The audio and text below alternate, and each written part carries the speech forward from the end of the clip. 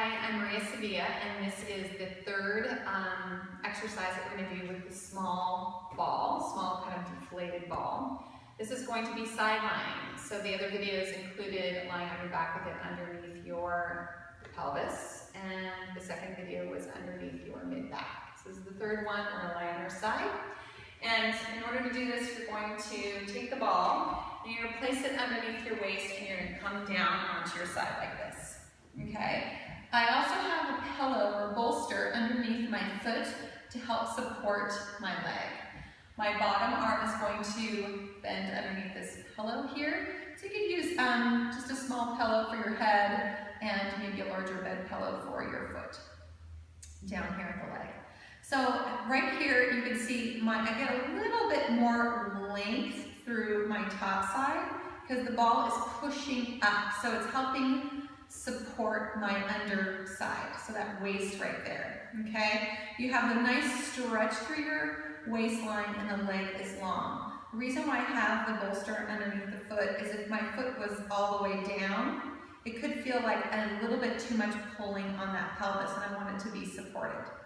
So let's start with just opening up our side. So we're gonna start by lifting the arm all the way up, and then reaching over. And you can see I'm allowing that little rotation to happen in the shoulder joint so that you're getting an upward rotation through the scapula. And then coming down and then going up. This feels lovely. So you're getting a nice stretch through your waist and then coming back down.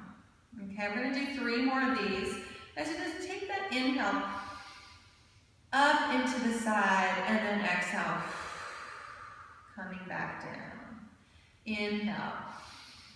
Up into the side and then coming back down. We're going to do 1 more time. Inhale. So when we're here, you can stop here reaching your arm, or you can take it just in front of you like this. And so I'm just going to take it in front of me like this, because if I'm here, I don't have anything to place it on. So I'm going to keep it right here. I'm going to relax my shoulder, and I'm going to begin to lift my leg. So I'm going to lift my leg up, okay, and I want to bring it to about even with the pelvis. So my goal here is to maintain the length through my waist as I'm moving my leg, okay? So I'm going to first start with just bringing my knee in towards my chest. I'm going to line it up with the underside, so my under leg here, and then stretching and lengthening it back out. And again, coming in, and then going out. Okay, so I can do about 10 of these. One of my goals as I'm doing this is to feel that hip flexion. I'm pulling the thigh bone back into the hip, and my tailbone, I have that natural curve in my low back. Okay, so I'm not tucking under, so you don't want to feel any rolling on the ball. Okay, so let's just do a few more of these. I don't know how many exactly I've done, but you can do about 10. And again, you can see that I'm trying to sink the thigh bone into the hip, reaching it back, and I'm starting to feel a lot of work happening right here. And then last one, and then bringing it back out. So from here, I can lift a little bit higher and lower, and a little bit higher. And now you might start to feel a shift on the ball. So the ball's kind of a nice little comfort, but it's also builds a little bit of awareness. So you kind of want to not shift on it all. You want to just feel like it's staying right in the crook of your waist, coming up and down, and up and down. So you can do a few more of those. Again, you can do about 10. And you can do your whole Pilates sideline series here. You can come forward and back, adding, flexing the foot forward, and then pointing and coming back, and flexing forward. And you notice my movement is pretty small. I'm starting to shift a little bit on the ball, so I want to reduce that range of motion so that I'm keeping my hips fairly still and keep from rolling on that ball. And then lastly, circles. And then reversing those circles.